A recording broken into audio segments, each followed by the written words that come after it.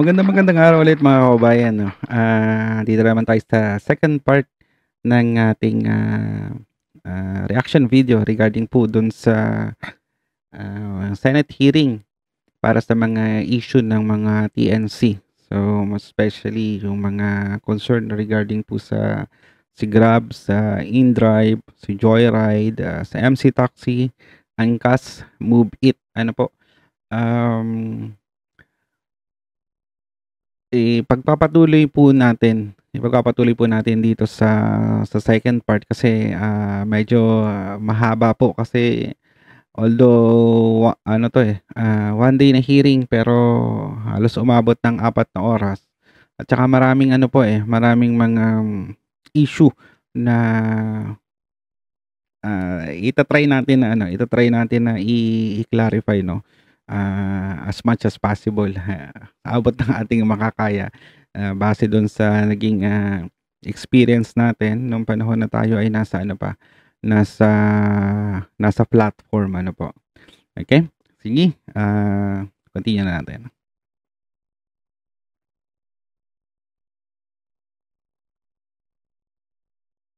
Yung cancellation fee po, Mr. Senator, ito po ay alinsunod lang din po sa regulasyon na nakalagay po sa LTFRB na maaari pong Mag-charge ng 50 pesos? kapag may cancellation fee po kasi tayong tinatawag. Nasaan LTFRB dito?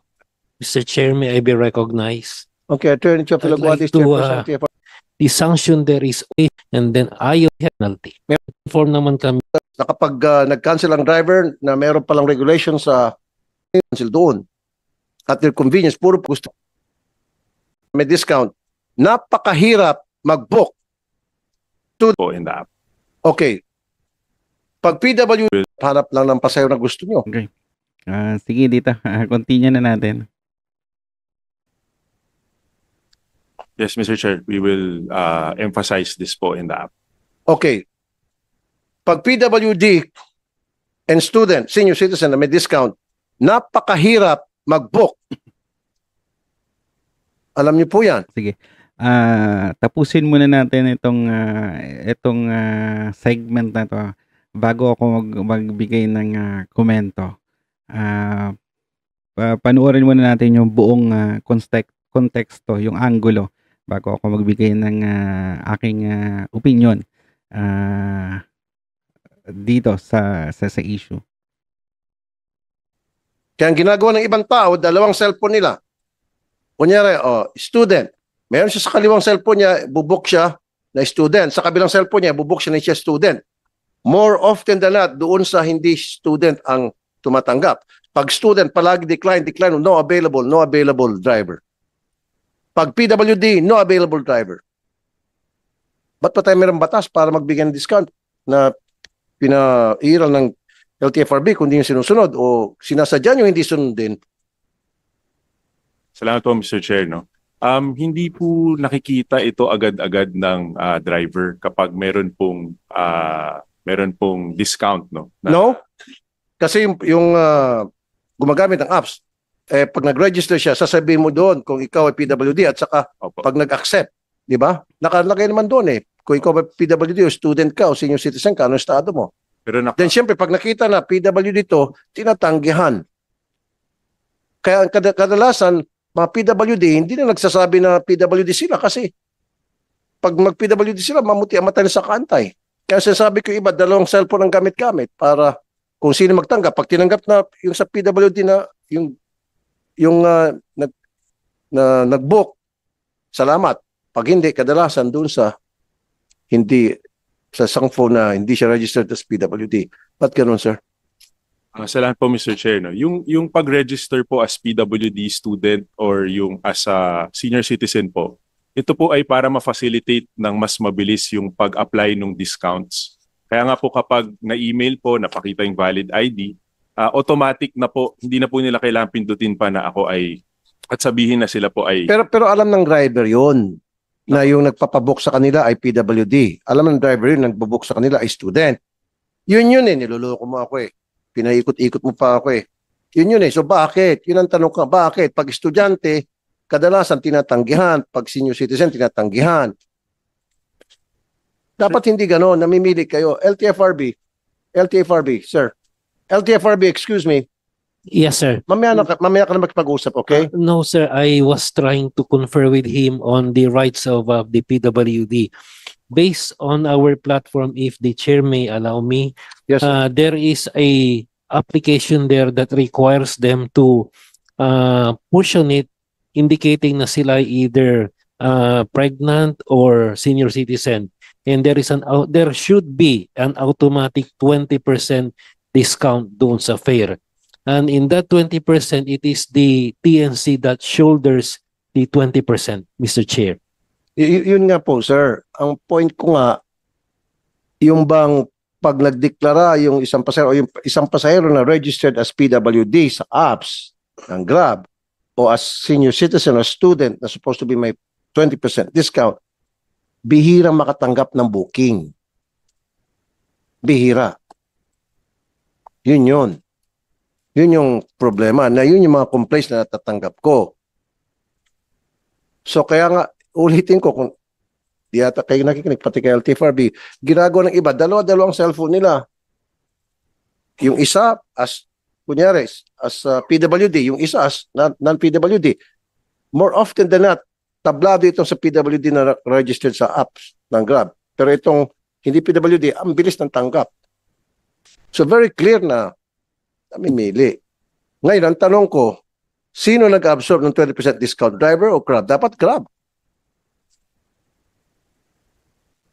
Mr. Chair, may I be recognized? Yes, sir. Based on the existing policy, it should be the TNC, meaning to say it's Grab or any other existing TNC ang mag-absorb ng 20%. It should never be the driver. Okay, meron ba tayo driver dito ng Grab? Okay.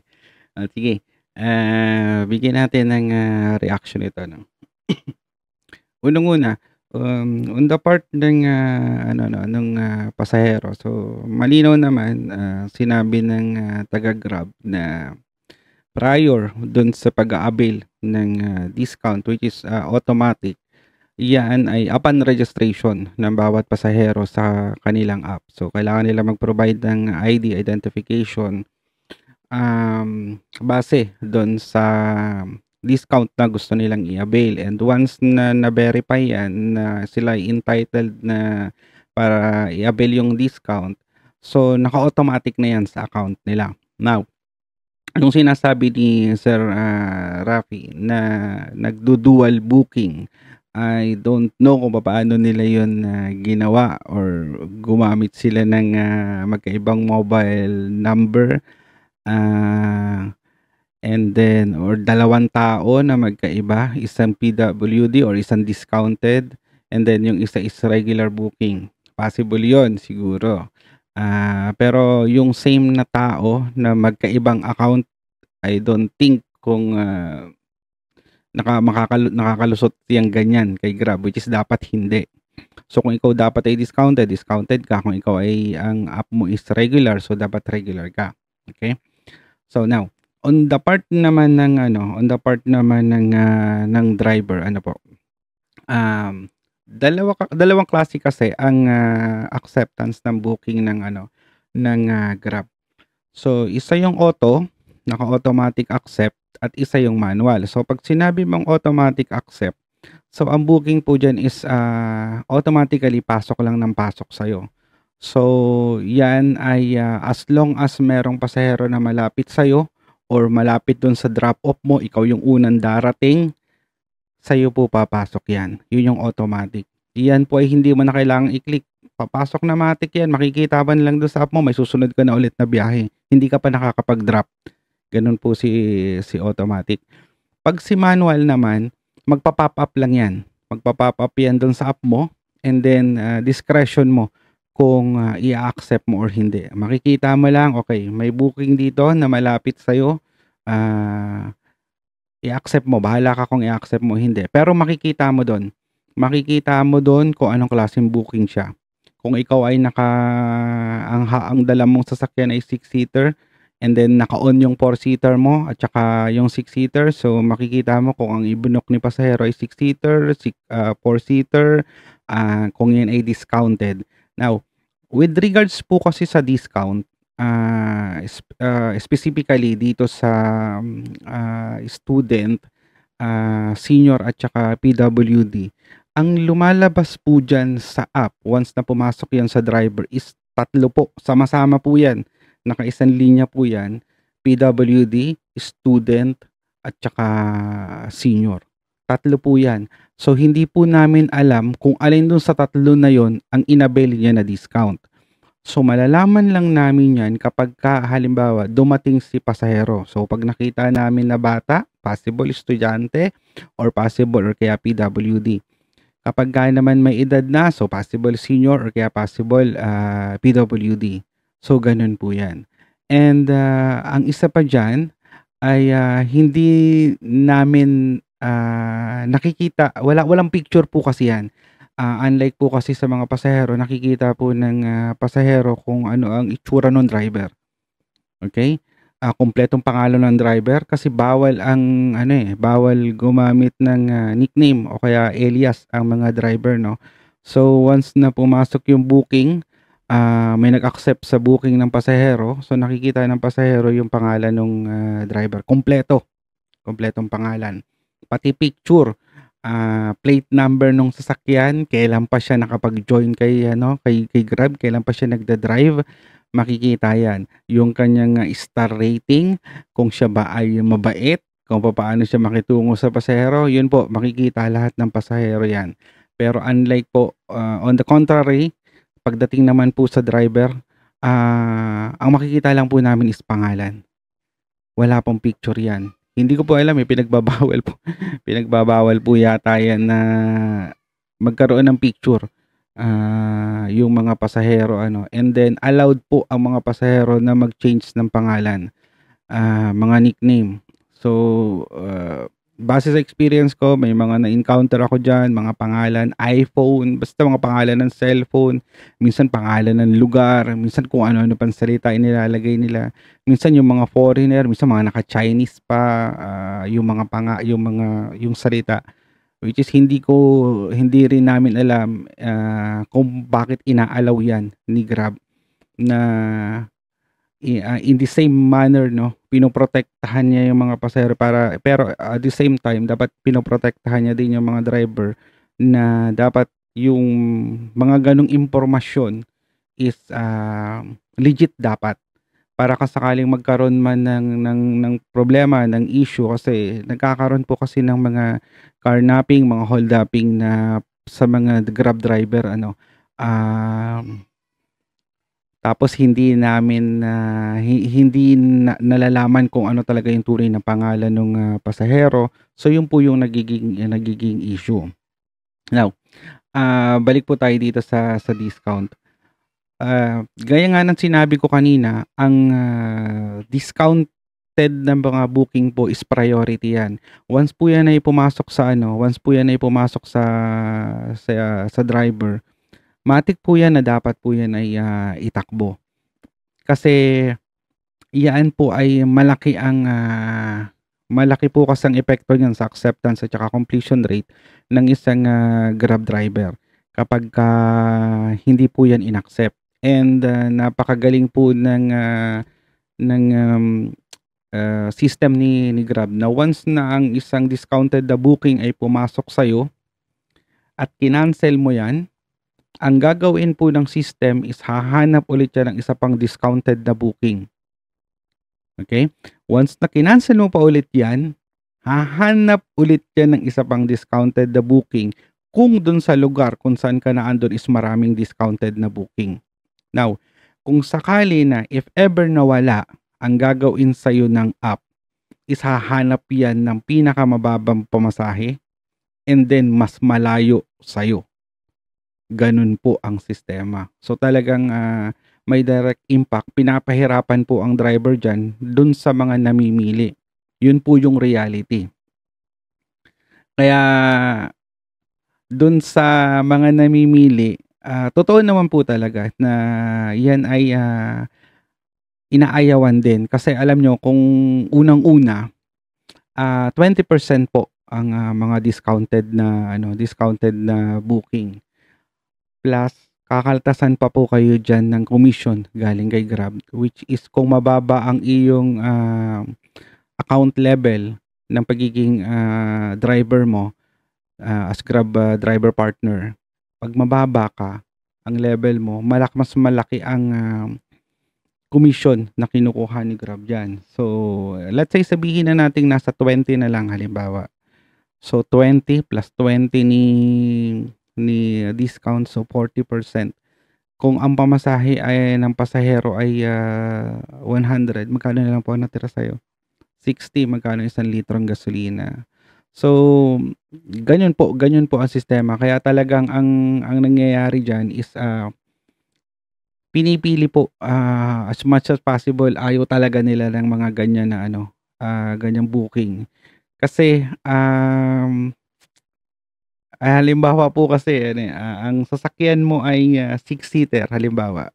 Naka Innova ka or kaya halimbawa naka SUV. Ang nag-book po ng senior ay isa.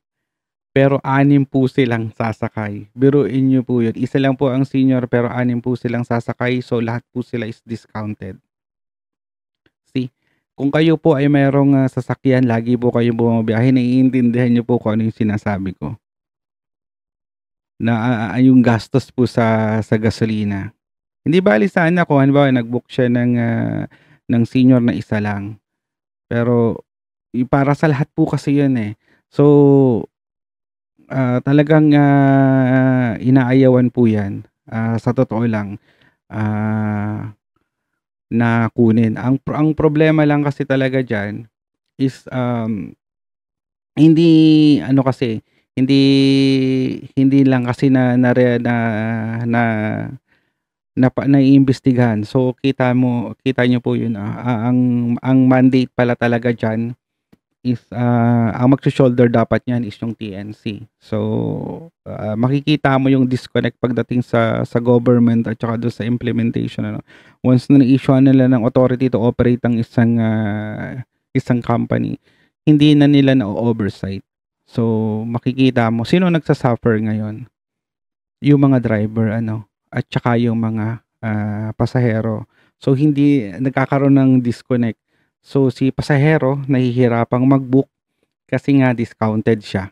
Si driver naman nahihirapang kumuha ng pasahero, ayaw niya ng mga discounted kasi nga sa kanila yung sa kanila sino-shoulder pero malinaw naman pala sa ruling na yan ay dapat sa TNC. Kita nyo? So walang kaalam-alam si pasahero, walang kaalam-alam si driver na yan dapat pala ay si TNC. So sino ngayon nagsasuffer? Si pasahero at saka si driver, di ba? Kasi nasa kanila yung sila yung nagmi-meet kumbaga. Pero hindi sila makapag-meet kasi nga merong inconsistency na which is kung sana yun ay sino-shoulder talaga ni TNC, so hindi sana mamimili yung mga driver, di ba? Yun po yun. Do we have one? Okay, Mr. Mopas, Chairman TNVS with the Philippines. Now, sino nag-absorb ng 20% discount para sa student or sa senior citizen or sa PWD? Kayo, driver, or yung Grab? Thank you, Mr. Chair. For the past how many years po, ang TNC po ang nag-shoulder po ng 20% para sa PWD, sa senior citizen at sa ating pong mga student. Pero in-implement po ito pong taon na to, implement po ito, hindi ko alam po anong buwan po yun, ang nag-shoulder po ang mga drivers na po ngayon ng Oh, PNPS. kailan lang po ito? Sometimes mga almost 6 months na po ata. Ito pong pagpasok ng 2020 Sino po. pong pumirma doon sa Okay. memorandum?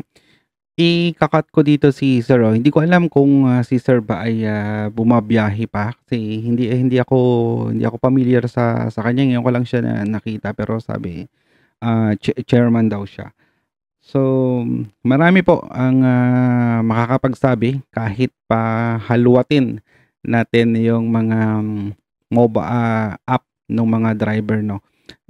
Nag-release po ng memo si Grab last quarter po ng 2023 na sinasabi nila na for the meantime subsidize yung pagdating sa mga discount, and then by January 2024 100% na po yan kay driver. So kahit pa po halwatin yung app ng Grab, alam ko until now, base doon sa mga nakakausap ko, mga dati kong kasamahan, mga driver pa rin po ang nagso-shoulder. So, hindi pa rin nai-implement ni LTFRB yung sinasabi nila dito na dapat si TNC. Matagal na po na sinushoulder ng driver yan. Isang taon na, mahigit na, January na po ulit. So, hindi po sinushoulder ni TNC. Ipinasa na po yan since January 2024 pa. Doon na ang magsi-shoulder Actually po, ay kayo instead sa... pinalabas po ito, sinabi po ito sa aming comms. Sino nagpalabas po? Ang Grab po. Sa Grab po kami, ang unang nag-com po sa amin dahil ang dominant po kasing TNC ngayon sa Grab. Okay. Pero nung umpisa pa po nito, nung pre-pandemic pa po hanggang pumasok po yung mga ibang TNC natin, ang Grab po ang dominant na Okay. ride-hailing po. Okay, so dati sabi niyo for so many years, how many years na ang nag-shoulder ay yung Grab. Ngayon, TNC. Ngayon, pinag-shoulder na sa kayo mga driver. Doon sa 20% discount para sa PWD, senior citizen students. Tama? Did I hear it right? Yes, Your 6 Honor. months ago lang. Yes, Your Okay. Honor. Grab, anong nangyari, sir? Salamat po, Mr. Chair. No? Mr. Chair, yung polisiya po ng pagbayad po nung itong mga pag-shoulder ng discounts ay ginawa pong polisiya ng Grab dahil po sa pandemya para po makatulong sa mga driver. Pandemya, 6 months ago lang. Opo, kaya nga po, in-extend po natin hanggat kaya. At ngayon po, alinsunod po kasi sa batas, ang tanong po sino nag-shoulder nung fees for the discounts. Alinsunod po sa batas, ang driver po. So kaya po hanggat Ay, nako. kinaya po ng kumpanya Alin sunod sa batas? Anong batas yun? Pakibanggit. sa PWD law po. Hold on, Mr. Chair. Ano po namin.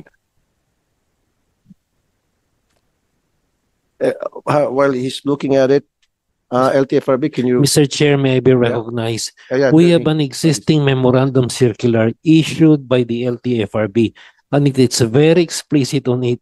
Before we award them the franchise, nandun na po yun. The 20% discount shall be shouldered by the TNC regardless of whether it's Grab or any other TNC. Yan po ang batas na pinapatupad namin. See? Makikita mo dito yung dito pa lang makikita mo na yung violation ng isang TNC sa ang galing nila malusutan yung mga ganitong mga sistema. Kita mo, meron siya sinasabi na PWD law daw. Pero in the first place, sino ba nagbigay sa iyo ng authority to operate? LTFRB. Sino ang may mandate para i-regulate kayo? LTFRB. And prior kayo makapag-operate, dapat magko-comply kayo sa mga rules and regulations, and then dapat ay papayag kayo sa kung ano man yung mga itinatakda ng LTFRB sa inyong pag-ooperate. So malinaw pala doon sa memorandum, prior sila binigyan ng prangkisa, so authority to operate ni Grab, malinaw doon sa memo na yung pagdating sa mga ganyang discount ay yan ay sinushoulder dapat ni TNC. Pero hindi isinunod ni Grab. Okay? So siguro baka nung mga una-una ginagawa nga nila kasi gawa nga daw ng pandemic, pero ngayon nakahanap siguro sila ng batas para o ng leeway para maipasa ngayon yan sa mga driver, no. Kasi kita mo ang sinasabi niya na pinipinpoint niya na kanilang pinagbasehan is yung PWD law. Okay? Yung PWD law, hindi ang regulations ng LTFRB. Well, hindi tayo eksperto pagdating sa batas, no. Pero kung totoo man 'yan, so ibig sabihin nagkaroon na naman ng inconsistency, no. Nagkaroon na naman ng overlapping pagdating na naman sa implementation at pagdating na naman sa pagpapatupad o sa paggagawa ng batas. See, may memo kayo na ganito na dapat si TNC, and then merong batas na PWD law na ito ay dapat sino-shoulder ng mga driver. Kasi siyempre, ang inaano nila diyan is yung mga pampubliko, like for example, mga jeep, mga bus na direct nga naman. Halimbawa, direct nga naman na si bus ang magbibigay ng discount, hindi naman si operator eh. Okay? Kasi wala rin naman silang operator, wala din naman silang ginagamit na app. So, direct sila ang sila nagbibigay ng discount. Siguro yun ang tinutukoy siguro niya na batas na pinagbabasehan nila para sa pagpapasa ng pag-shoulder ng discount sa mga driver, no. Makikita nyo kung ano yung inconsistency, hindi nagtutugma ang ating mga ahensya ng gobyerno regarding dito. So kaya nagkakaroon ng problema talaga tsaka ng gulo.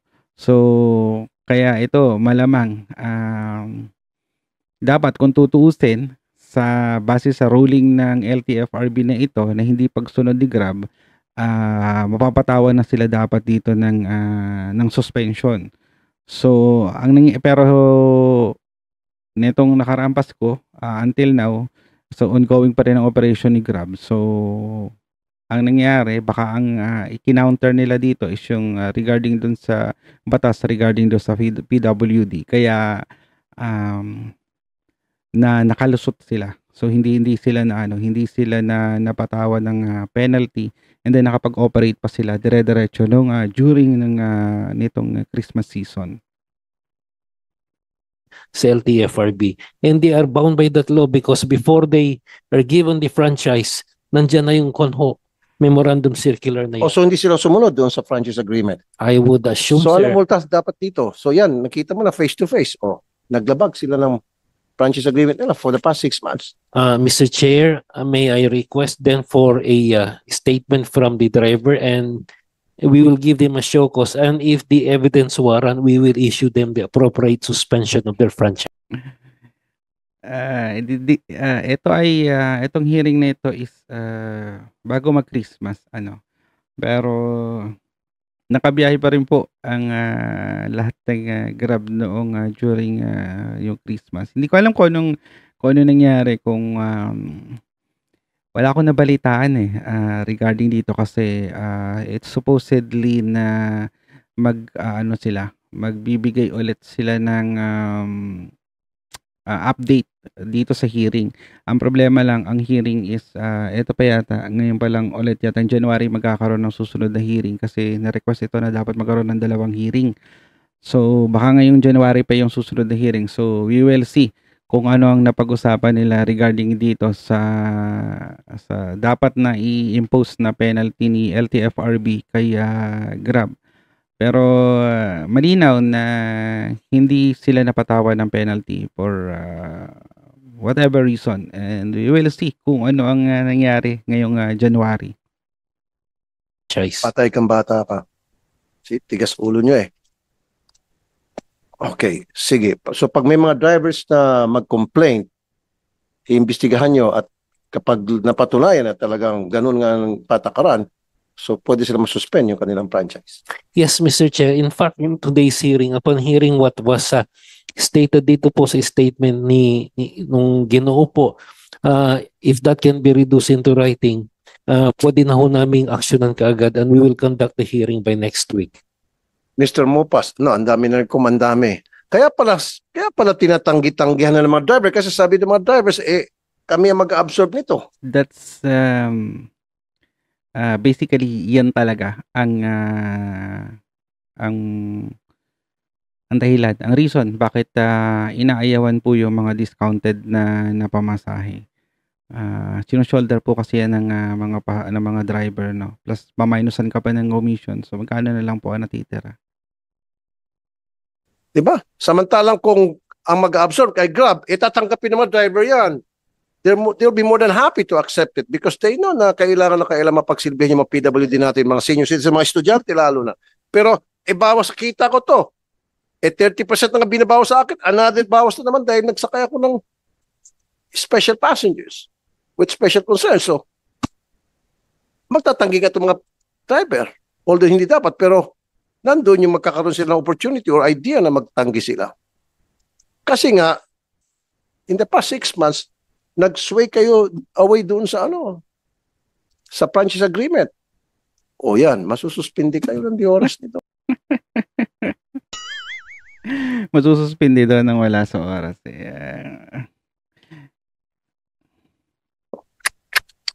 Matutuwa yung mga karibal nyo rito. Wala, hindi yan nasususpindi. Malakas si Grab. Hindi yan. Malulusutan niya yan.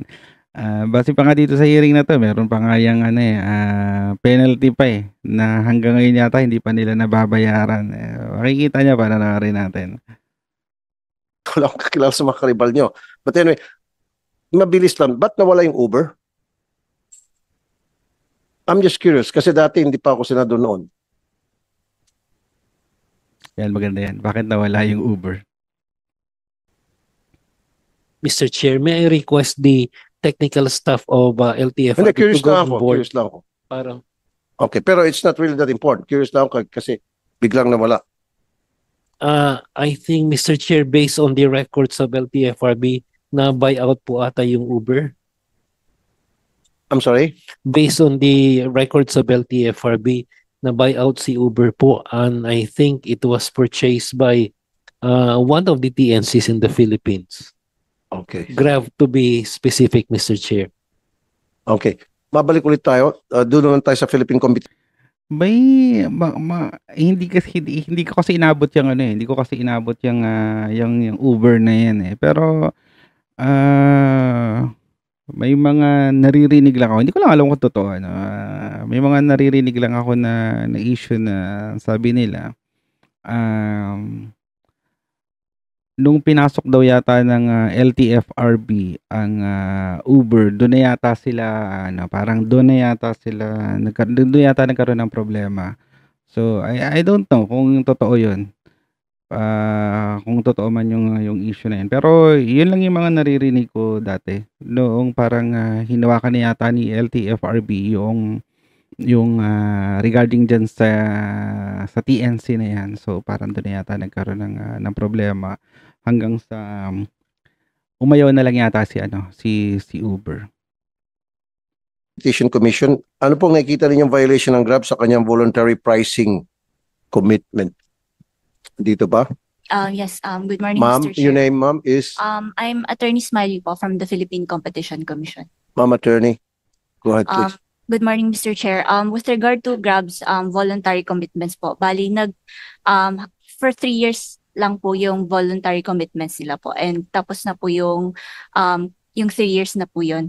Pero so far po, Mr. Chair, we have imposed fines against Grab po for their failure to fulfill their voluntary commitments po. Yun po yung latest update po. So meron silang sanction? Yes po, Mr. Chair. And ano po yung sanctions na yun? May fines po, umabot na po ng millions yung kanilang. Millions? Yes po. And it keeps piling up? Ito po yung hindi po nila na i-refund sa customers yung inutos po naming i-refund po. Alam niyo, matatandaan niyo dati na yan matagal na yung issue na yan na ito, kung hindi ako nagkakamali, ito yung surge fee na noong taon na 2022 kalakasan pa noon ng surge fee ng Grab. Hanggang sa alam ko last quarter ng 2022, so parang nabulgar nga yan, and then doon na-sanction sila kasi parang nag-over sila, nag-oversurge fee sila. So kaya nagkaroon ng parang refund yan dapat na which is ngayon lang natin nalaman na until now hindi pa pala nila yan na ibabalik fully, which is ang sabi nila is million na, kaya nag-impose na ulit sila ng penalty, di ba? Po nila. Grab. But, bakit hindi nyo ni-refund yung utos na pala sa inyo ng Sino mo yung sagot nila? Philippine Competition Commission? You Ah. defy that order. Salamat po, Mr. Chair. Pending pa po ang kaso ukol dito. Pending pa daw yung kaso hanggang ngayon. Boss, parang ang tagal na yata yun, sir. Alam ko, narinig ko yung regarding dyan sa, ano na yan, 2022 pa yata yan, kung di ako nagkakamali. Ngayon, pending pa yung, yung kaso. In fact, Kaya nga kayo na-impose na ng penalty ulit kasi hindi nga kayo nagbabalik kahit po 2018 pa nangyari yung issue ukol dito, hindi pa rin po tapos yung monitoring phase. 2020, 2018 ba yun? Hindi ba? Akala ko 2022 lang. 2018 pala.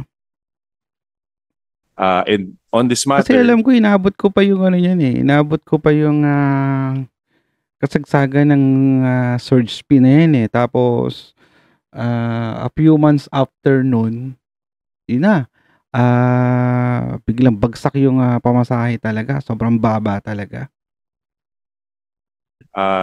naka-pending po tayo ng MR o apila sa kanila para po dun sa computation nitong fees na to. Pero kung may obligasyon po ang Grab, handa po namin sagutin yung obligasyon. Philippine Competition, Attorney Smile, can you look at this issue na sabi niya ongoing pa rin daw yung kaso? 2018 pa yun at ngayon Ay, nako talaga. 2024. Yung So 6 years na. hindi po Mr. Madam, relax ka lang. Sagutin mo ng maayos. Parang hindi ka makasagot ng maayos. Anong problema? Simple-simple lang naman yung tanong tinatanong ka kung 6 years na nakakaraan, bakit ganito pa rin yung sitwasyon? May ongoing pa na kaso. Nag-impose kayo ng penalty, sabi naman ng isa, under investigation pa. May ongoing pa. Ano ba talaga? Mr. Chair, yung as of 2023 po, meron na po kaming inimpose na fine doon sa kanilang 2023, Opo. last year. Opo. So hindi pa nababayaran yun. With regard to yung kanilang status po of payments, hindi po ako aware doon sa status. Medyo magulo ka, madam. Nag-impose ka ng penalty, pero sabi mo, hindi kayo aware kung nakapagbayad na ba or hindi. Ewan ko. Mr. Chair, pasensya na po. Mr. Chair, bayad na po kami doon sa Okay. fines that were imposed on this matter. Bayad na pala daw Ay, nako talaga kayo. Hindi ko maintindihan sa inyo, madam. Ang gulo yung kausap. Ay, nako. Okay. Medyo mahaba na po ulit. Hanggang dito na muna at gagawa po ulit tayo ng extension. So, part 3. Maraming salamat sa panonood at doon po ulit tayo sa susunod na video, part 3. Maraming salamat at Pilipinas. Wake up.